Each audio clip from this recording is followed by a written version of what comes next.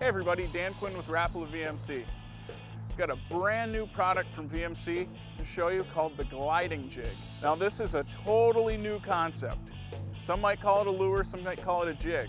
But regardless of what you call it, it catches fish. It catches crappies, bass, trout, pike, walleye, you name it, they eat it.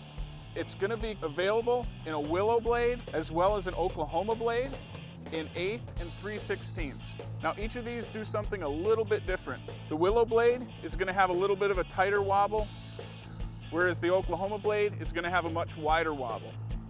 These baits are going to excel on a more or less a vertical fall. It's one of these things that you have to see in the water to believe.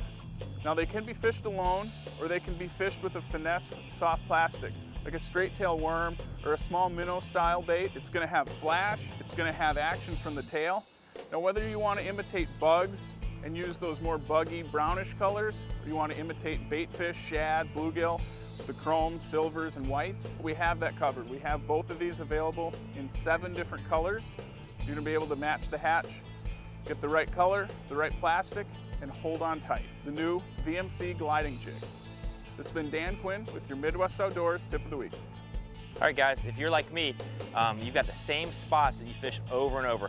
Down here, we come down a mangrove shoreline. We got the same points, the same productive little pockets that always hold fish. So we want to just kind of go from point to point to point. And I'm going to show you how you can make it much easier. Lowrance just came out with their Gen 3 that connects to the motor guide trolling motor, and I can go from my waypoint to waypoint automatically. The trolling motor will take us there automatically, stop us at each one. We can fish that, and I don't have to even put my hands on it. It allows me to fish without having to pay attention to the trolling motor or the GPS. My name is Captain Rich Tudor with Saltwater Experience. That's your Midwest Outdoors Tip of the Week. Hi, I'm Darrell Kartinen from Ghost River.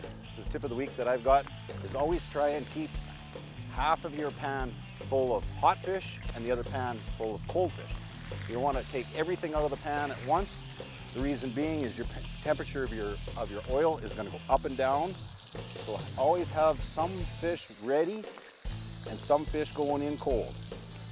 A couple fillets of each all the time keeps the oil temperature consistent. And that's your Midwest Outdoors Tip of the Week.